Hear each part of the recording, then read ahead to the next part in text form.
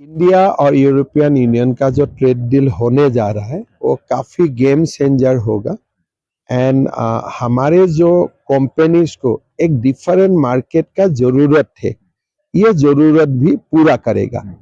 मेरा लगता है कि जो प्रधानमंत्री जी का नेतृत्व में जो 3 साल फ्री ट्रेड एग्रीमेंट हुआ, agreement with UK, agreement with New Zealand, the agreement with European union, renewed tie with UAE, I think ये सारे बहुत ही अच्छा ब्रेक थ्रू हमें मिल रहा है एंड ये सारे हमको बहुत मदद करेगा, हमारा इकोनॉमी को मदद करेगा।